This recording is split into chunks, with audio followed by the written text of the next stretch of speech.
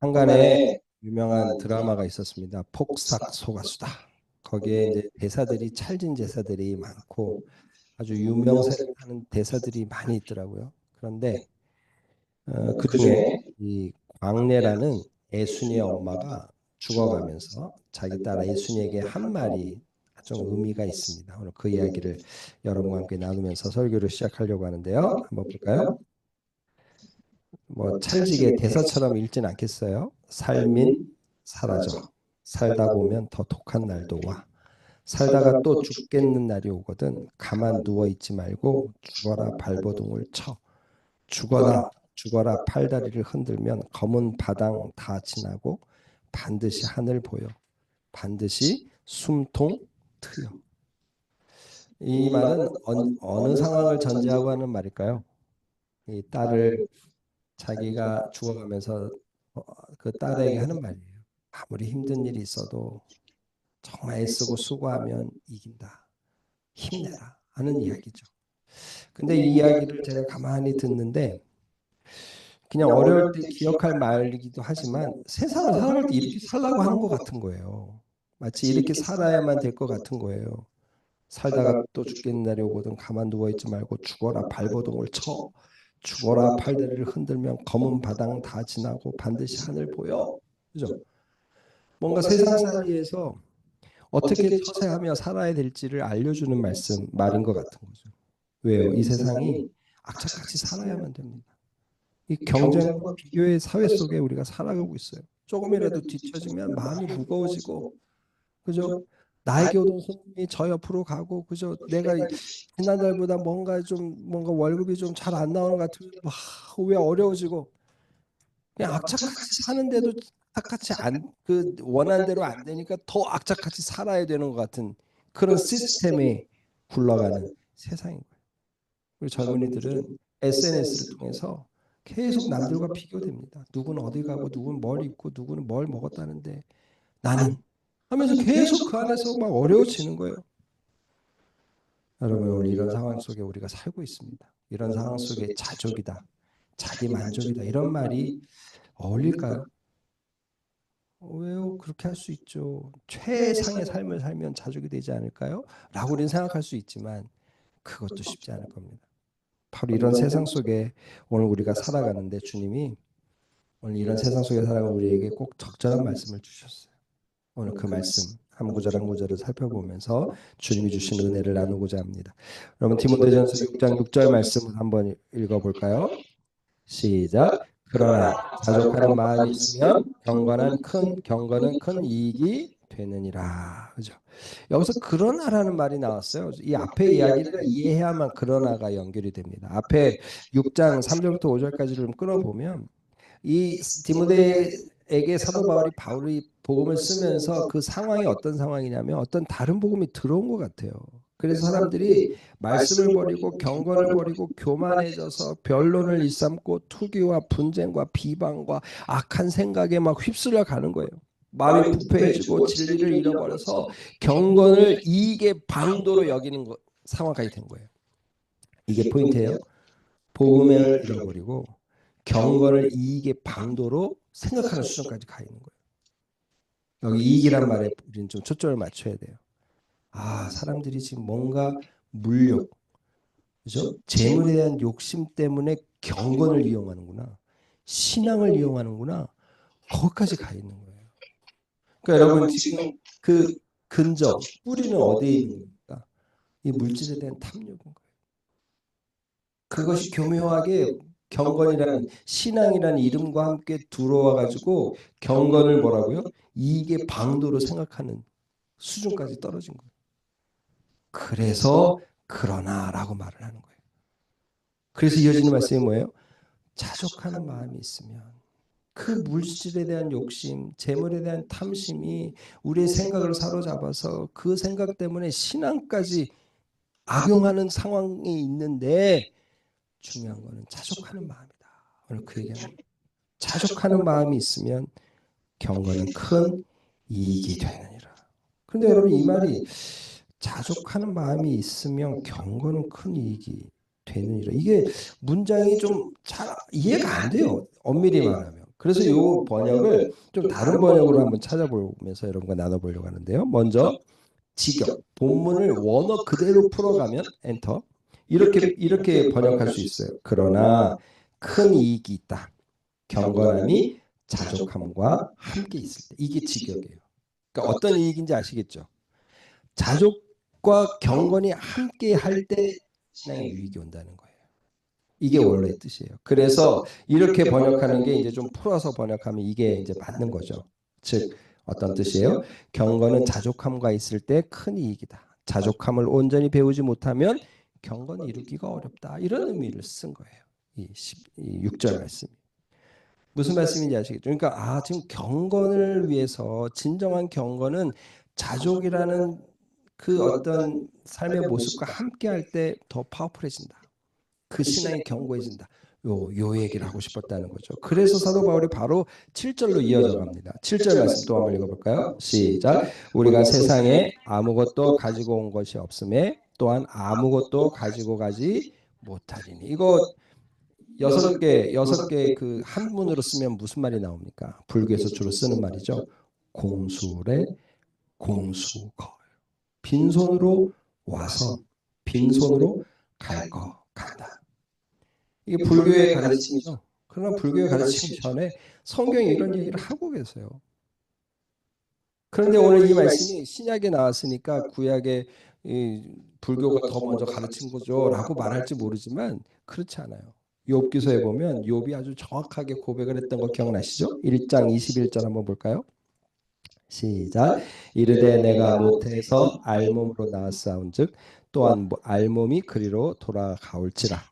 주시니도 여호와시요 거두시니도 여호와시니 여호와의 이름이 찬송을 받으실지니이다 하고. 그죠?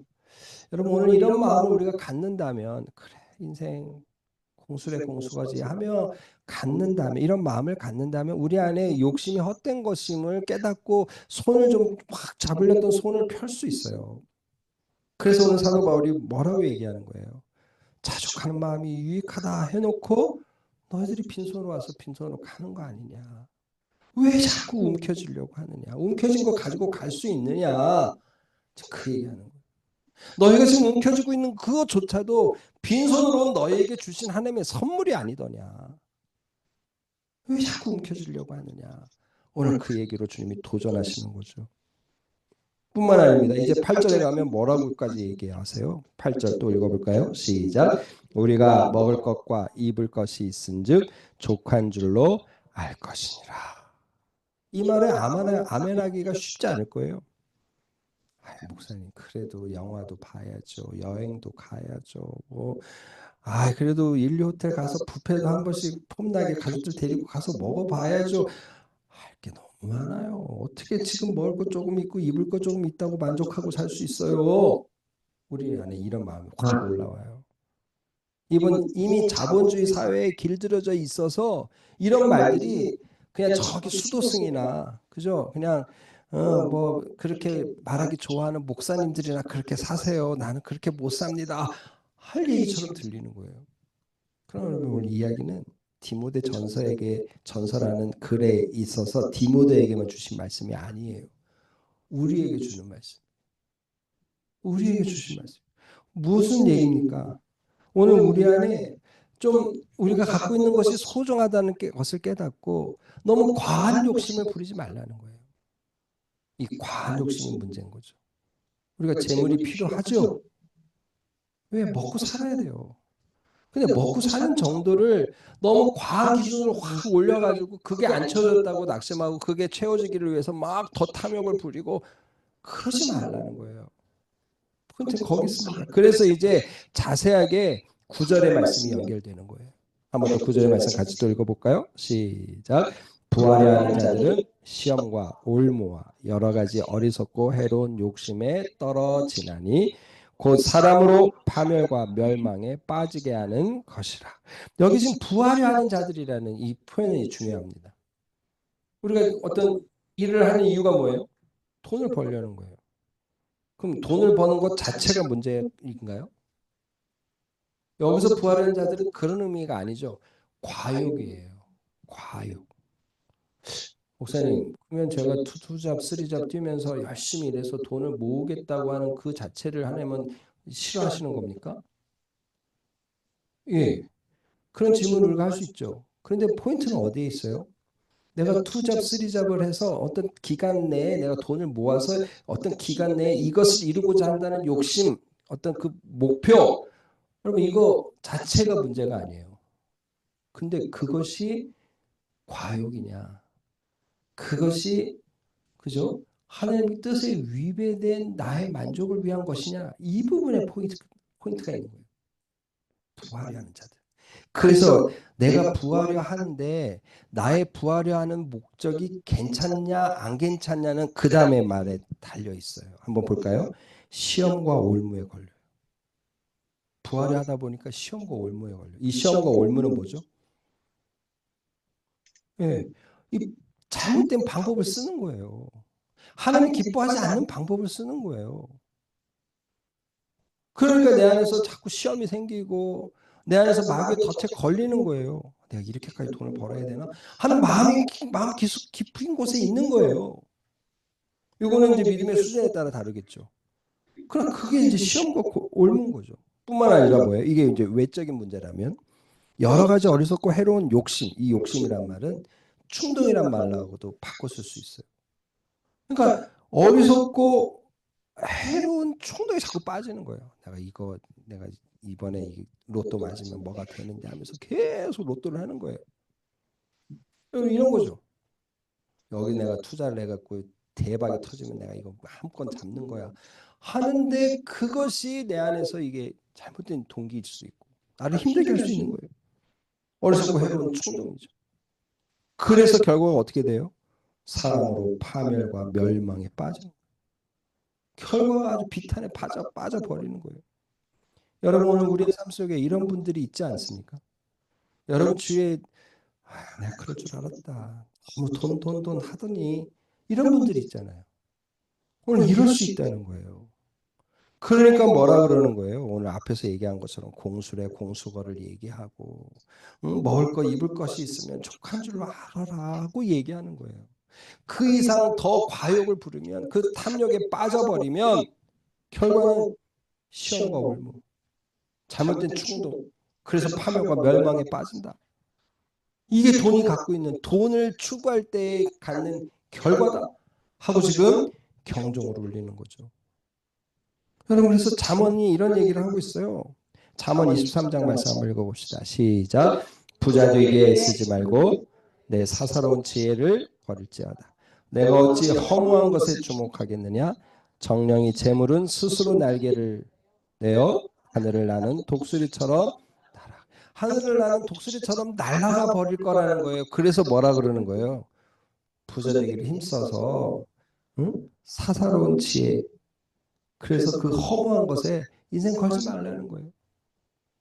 무슨 말씀인지 아시겠죠? 그러니까 이게 하나님이 주신 거야. 내가 하나님의 방법대로 하나님의 뜻대로 내가 인생을 살면서 하나님이 주신 거야 하고 매 순간 그거를 점검하면서 내가 부자의 길로 가고 있다면 오케이.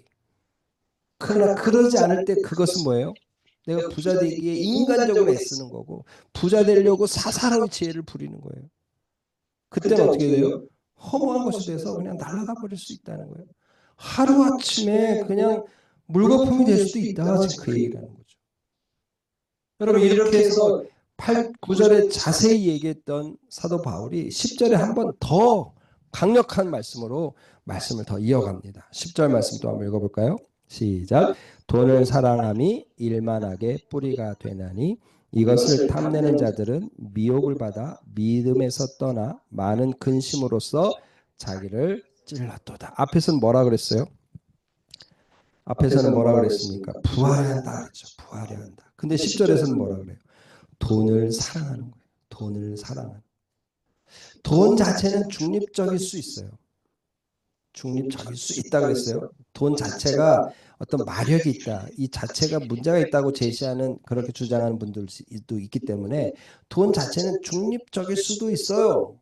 그런데 돈 자체의 매력이 너무 커서 돈을 사랑하게 된다니까요.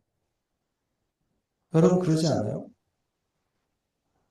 여러분이 지금 직장 생활을 시작해 갖고 직장 생활에 이제 적응하는 분들 이렇게 다 계신데, 응? 300만 원 월급 받다가 400만 원 월급 받고, 그러면 또 500만 원 월급 받을 걸 기대하고, 500만 원을 좀 꾸준히 받다가 600만 원을 받을 기회가 올 거야, 이러면서 우리가 참아내잖아요.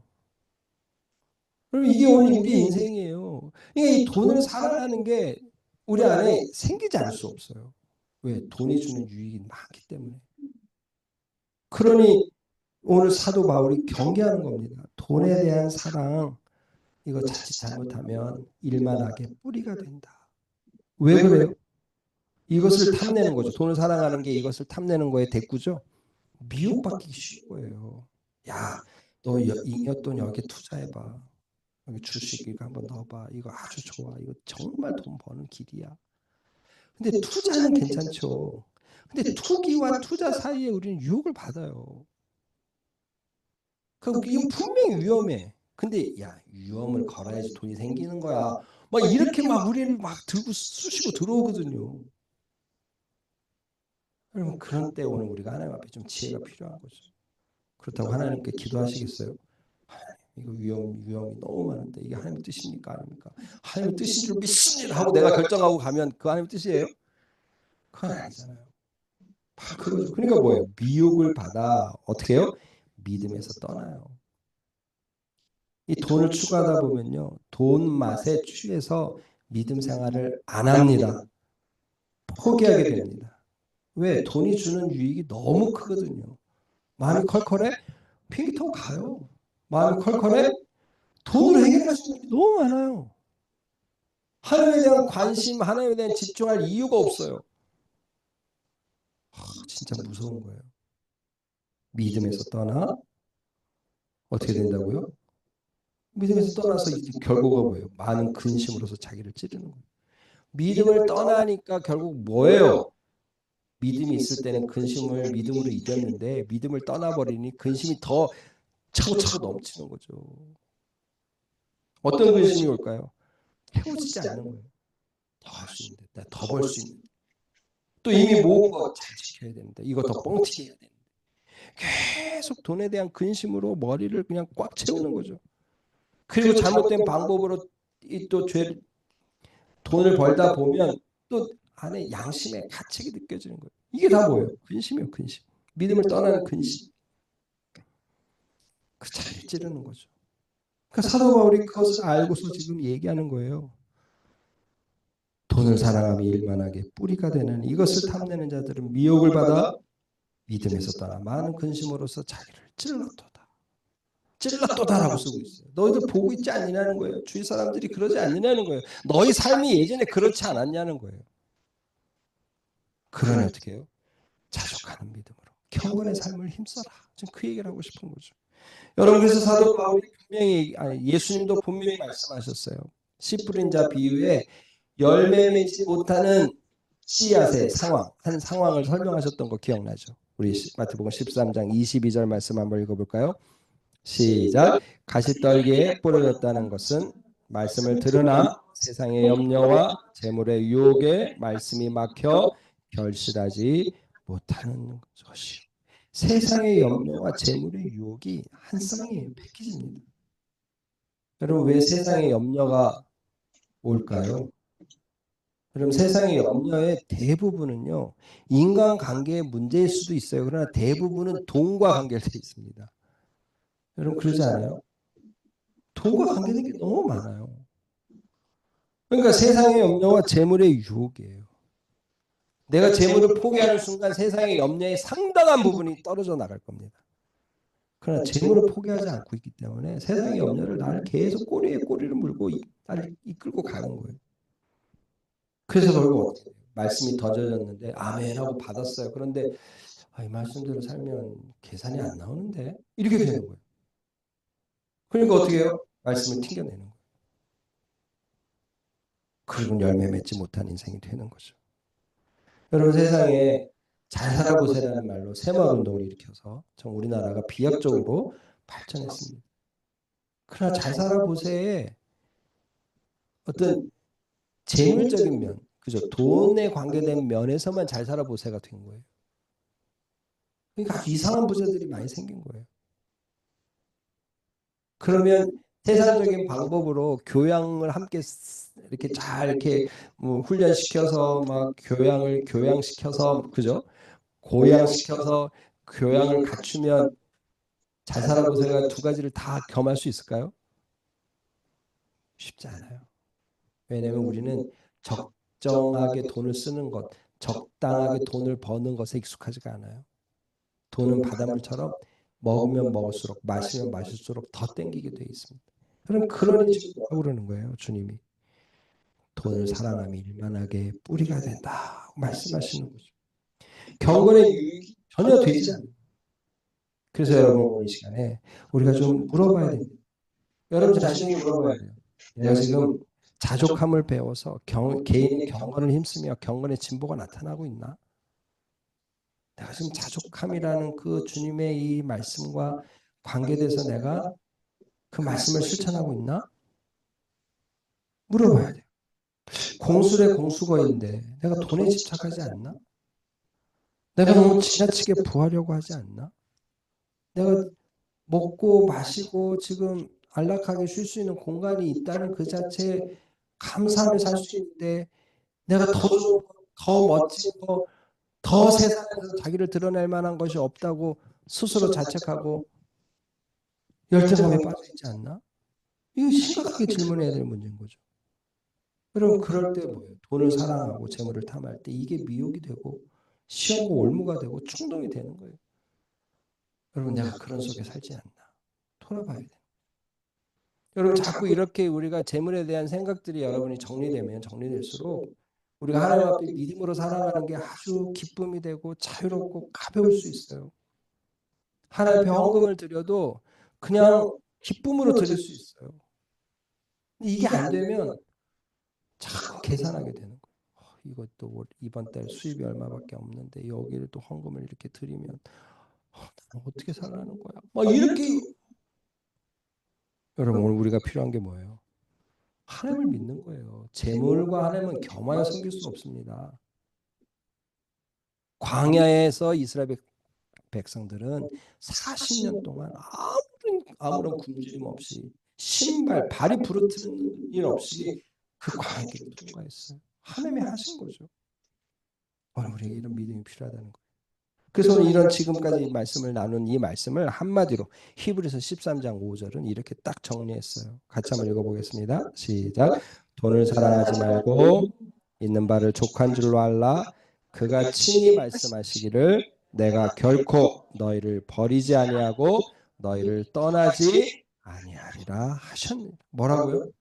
내가 너희를 결코 버리지 않고 떠나지 아니하리라. 그러니 뭐예요? 돈 사랑하지 말고 있는 바를 족한 줄로 여기고 믿음으로 살아라. 하나님이 하신다는 거죠.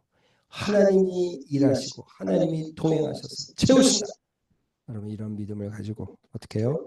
자족의 마음을 배워 큰 경건으로 나아가는 우리 모두가 되기를 주님의 이름으로 축복합니다.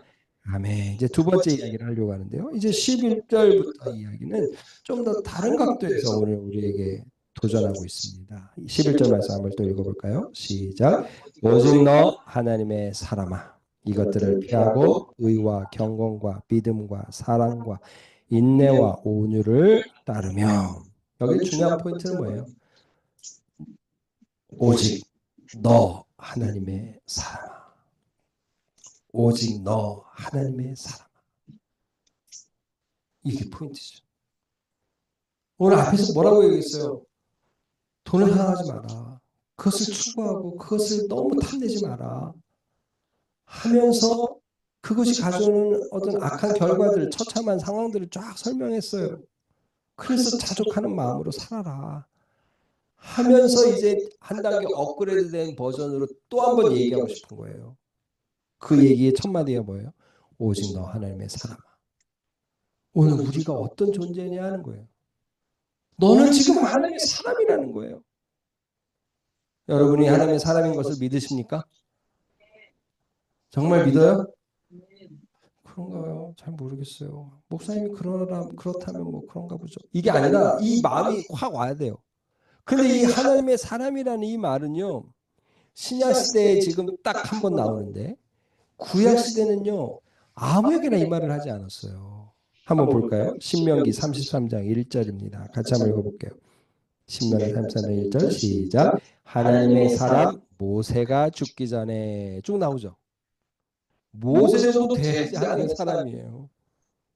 그런데 오늘 신약의 사도 바울이 디모데와 디모데의 전서를 볼 성도들을 위해서 뭐라고 쓰는 거예요? 오직 너 하나님의 사람아, 이렇게 얘기하는 거예요. 오늘 이 시대의 성도들은 과거 구약의 모세가 누리는 영광을 누릴 수 있는 존재가 된 거예요. 예수 그리스도의 보혈의 피로 속량돼서 성령이 우리 가운데 오셔서 하나님의 성전이 되고 하나님의 상속자로 사는 거예요. 그 성령이 양자의 영이잖아요. 그러니까 하나님의 사람아 라는 말이 거침없이 나오는 거예요. 오늘 우리가 그런 존재라는 거예요. 그래서 로마서 8장 15절에 정확히 말하죠. 우리가 늘 몇 번씩 본 말씀이죠. 또 읽어볼까요? 너희는 다시 무서워하는 종의 영을 받지 아니하고 뭐요? 양자의 영을 받았으므로 우리가 아빠 아버지라고 부르짖는. 그러면 우리가 하나님의 아들이에요. 하나님의 사람이에요. 내가 하나님의 사람이다. 여러분 가슴에 이렇게 손 하나 딱 얹고 나는 하나님의 사람이다. 한번 하세요. 시작. 나는 하나님의 사람이다. 다시 한번. 나는 하나님의 사람이다. 여러분 하나님의 사람이에요. 하나님이 여러분을 떠날 수가 없어요. 여러분 버릴 수가 없어요. 여러분 그냥 놔둘 수가 없어요. 내가 하나님을 떠나는 거죠. 내가 하나님을 무시하고 있고 내가 하나님을 의지하지 않고 신뢰하지 않아서 문제지 하나님은 여러분을 떠나지 않아요. 하나님이 성령님이 우리 안에 오셔서 우리가 성령님을 아무리 박대해도 떠나지 않으세요. 탄식하면서 기도하신대잖아요. 얼마나 우리가 성령 하나님을 탄식시켰겠어요. 그래서 하는 말이 뭐예요? 너 하나님의 사람아 하고 얘기하는 거예요. 우리가 하나님의 사람인 거예요.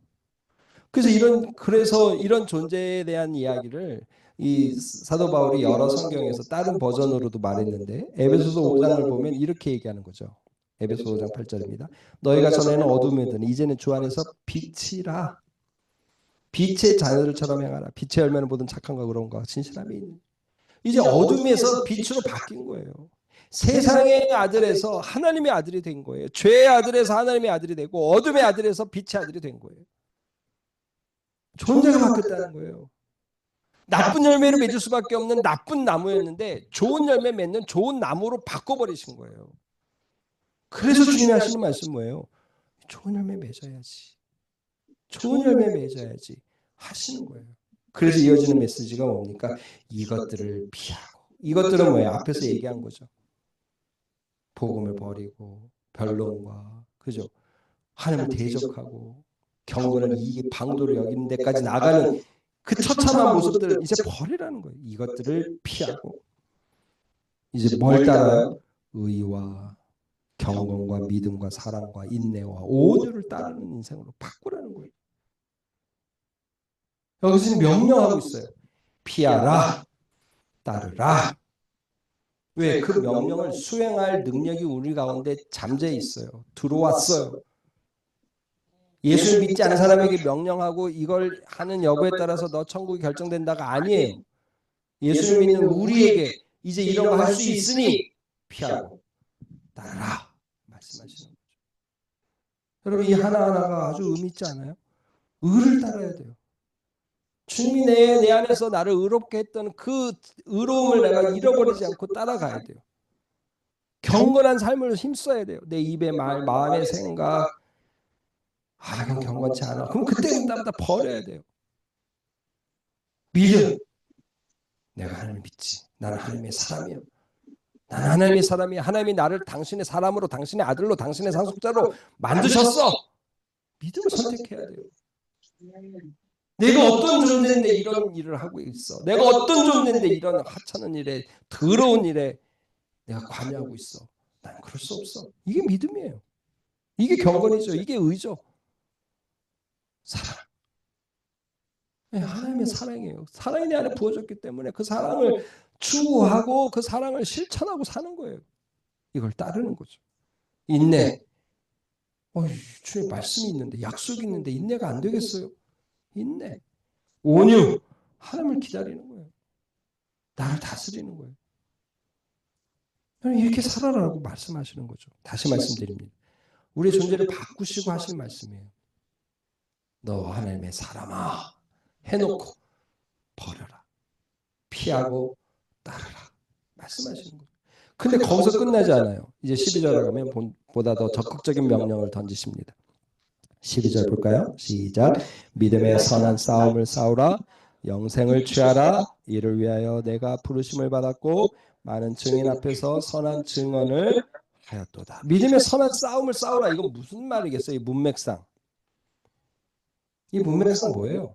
피하고 취하고 따르는 것에 대한 싸움이에요. 그죠? 에베소 6장에 나오는 영적 전쟁과 조금 다른 각도예요. 그러니까 우리는 두 가지 싸움을 같이 해야 돼요. 하늘의 영과의 싸움도 싸워야 돼요. 그러나 그것과 함께 내 안에 이 죄와 욕정에 대한 싸움도 싸워야 돼요. 선한 싸움을 싸우라. 이게 싸울 정도라는 거예요. 목숨 걸고 할 일이라는 거예요. 그래서 싸우라는 말을 쓰고 있는 거죠. 뿐만 아니라 뭐예요? 영생을 취하라. 영생 주셨다면서요. 또 취해요? 이게 아니죠. 이미 주신 영생을 계속 붙들고 있으라는 뜻이에요. 손 헐겁게 놓치지 말라는 거예요. 계속 붙잡고 가라는 거예요. 이미 너에게 주신 구원을 이뤄가라는 거죠. 그죠? 영생을 취하라. 이를 위하여 너희가 부르심을 받았다는 거예요. 부르심을 받은 이유가 여기에 있다. 너희가 영생을 얻어서. 그죠? 선한 싸움을 그 결과로 영생을 얻도록 내가 너희를 불렀다는 거예요. 여러분, 하나님은 우리를 부르셨다는 이 사실을 오늘 꼭 집어서 얘기하는 이유가 뭘까요? 태초에 예정한 그 예정이 실질적으로 오늘 각 성도들에게 역사하는 그 역사의 시작점은 뭐예요? 부르심이에요. 그러니까 부르심은 뭐예요? 하나님이 나에게 하실 일들에 대한 그 예정된 선택, 모든 일들이 이루어지는 거구나라고 확인하게 되는 시작점인 거예요. 아주 실질적이고 영원한 어떤 그 하나님의 사역의 시작점인 거예요. 실질적인 이야기가 되는 거예요. 내가 나에게 하나님이 시작하셨어. 나를 부르셨기 때문이야. 이렇게 생각하라는 거예요. 그러니까 여러분이 하나님 앞에 부름을 받아서 지금 신앙생활하고 있다는 사실이 여러분에게 힘을 줘야 돼요. 동기를 줘야 돼요. 하나님 나 부르셨어. 하나님 나를 딸로 삼으셨어. 하나님이 나를 함께하는 교회로 부르셔서 나로 하여금 이 교회에서 은혜 받게 하셨어. 여러분 이런 믿음의 확신을 딱 갖고 나가야 되는 거예요. 그런데 그것만이 아니에요. 이 디모데에게 특별히 하는 말이 뭡니까? 많은 증인 앞에서 선한 증언을 하였도다. 너가 이미 많은 증인 앞에서 선한 증언을 한 고백을 하고 고백을 삶으로 보여준 너 그런 믿음 아니었느냐 이 말이에요. 그러니까 무슨 얘기가 돼요? 그러니 자족하는 마음으로 경건에 힘써라. 그러니 선한 싸움 싸우고 영생을 취하는 이 싸움을 얘기하는 거예요. 부르심이 확정되고 네가 이미 그 부르심의 믿음으로 고백했으니 계속 가라. 그 얘기를 하는 거죠. 여러분 그래서 로마서 8장 30절이 그런 의미에서 아주 중요한 말씀이에요.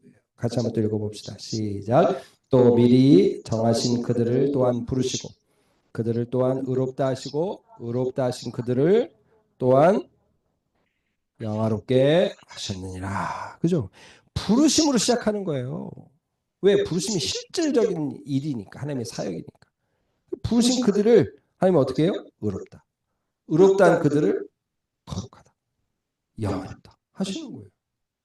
하나님이 일을 다 하시. 그래서 뭐라고 그래요? 과거형을 쓰는 거예요. 하셨느니라. 하나님의 시간 표현은 이미 다 된 일이에요. 우리는 아직 멀었지만 하나님의 시간 표현은 다 된 일이에요. 여러분 오늘 우리가 결론을 내려야 될 게 뭡니까? 또 생각할 게 뭐예요? 오늘 우리가 성도로서 하나님의 아들 됐다. 하나님의 사람 됐다는 걸 기억해야 된다는 거예요. 그러니 자족하는 삶 살아야지. 하나님 다 채우신대. 하나님 날 버리지 않으신데 떠나지 않으신데 이 믿음으로 나가는 거죠. 두 번째는 뭐예요? 하나님의 그 후회 없는 부르심으로 날 부르셔서 여기까지 오게 하셨어요. 그리고 이미 우리가 또 중요한 건 뭐예요? 믿음의 고백을 하며 여기까지 달려왔어요. 내가 더 이 길을 가야지. 내가 더 달려가야지. 하고 우리가 결단해야 되는 거죠. 그래서 결론 내릴 수 있겠죠. 두 번째는 뭡니까? 하나님의 사람인 것을 기억하고 거룩하게 사는 겁니다. 여러분 오늘 본문이 우리에게 주는 어떤 유익이 무엇인가요? 결과가 주님이 주신 중요한 교훈이 무엇인가요? 자족의 마음을 배워라는 거예요. 여러분 이게 아주 중요합니다. 왜요? 자족을 배울 때 경건이 힘을 얻어요. 그래서 자족을 배워야 돼요. 왜 자족을 배워야 돼요? 우리 공술의 공수의 인생이에요. 왜 자족을 배워야 돼요? 이미 하나님이 먹을 거 입을 거 채우신다는 거예요. 이미 그걸 경험하고 있고 자족할 수 있는 거죠. 또 그럴 수 있는 이유가 뭐예요? 부활을 할 때, 돈을 사랑할 때 그 치명적인 결과들을 우리가 이미 경험하고 보고 있어요. 자족을 선택해야겠구나. 우리가 결론 내려야 됩니다. 두 번째는 뭐예요? 오늘 우리가 자족을 선택하며 경건의 길을 달려갈 이유가 어디 있어요? 우리가 이미 바뀐 정체성을 가지고 있어요. 너 하나님의 사람아. 여러분에게 한번 외쳐보세요. 하나님의 사람 벽거야 하고 여러분의 이름을 불러서 한번 해보세요. 시작. 하나님의 사람 벽거야. 옳지. 네, 여러분이 존재가 그런 존재가 됐다는 걸 기억하세요. 여러분의 존재를 내팽개치지 마십시오. 하찮게 여기서는 안 돼요. 그래서 어떻게 해요? 주님이 부르심으로 이 부르심을 우리의 하나님 자녀됨을 확정하셨고 우리가 또 믿음으로 반응해 여기까지 왔습니다. 그러니 어때요? 하나님의 사람인 것을 기억하고 더 거룩한 길로 달려가겠다.